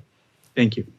Man, it was really sad whenever I saw that news over the weekend. Thank you guys so much for watching. We really appreciate it. It's going to be a great week. By the way, live show. Do we have that graphic? I'm not sure if we do. Anyway, don't forget to buy tickets. We're nearing the end. We're nearing the sellout date. So we've already shown the industry we can and we will sell tickets. So the planning phase, as I said, is currently there. If you are in the Atlanta metro area, go ahead and buy tickets. You can help support us. You can help show the world what we can do. And it's going to be a great show. We're doing a lot of fun planning for it as the midterm stuff begins to ramp up. So we'll have future announcements for everyone in the future. If you're a premium member, we deeply appreciate it. You get future access to all pre-sales for a week ahead of tickets going on sale to the general public. They bought more than half of the seats before. So there you go. Amazing. If you want the good seats, thank you very much to everybody else who is out there. Thank you to everyone who supports us. We deeply appreciate it. Link is in the description if you want to join, and we'll see you all tomorrow. I just want to say one other thing, which is I mentioned in the show about how Jackson Hinkle, who again is no fan of ours, but that's fine, his entire YouTube channel is demonetized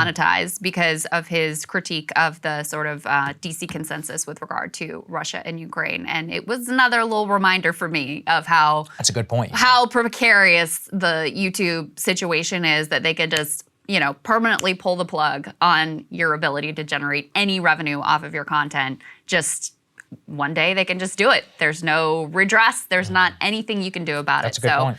Just another reminder why we have the business model, what we do, how grateful we are to you guys for backing us up so that we can, we can cover the news and say what we really think and present whatever information we think is relevant to you in your life, which is not always a comfortable thing for the DC consensus here. And we're just really grateful for your support. It's true. We'd lose YouTube tomorrow and it would suck for sure. But we'd be okay. We'd be okay. Thanks to all of you. So, Exactly right. It does give you a lot of confidence in the way that we cover the news. So thank you all to all of those who support us. That's exactly the mindset of why we don't have to worry about it in the first place. And we'll see you all tomorrow. Thank you.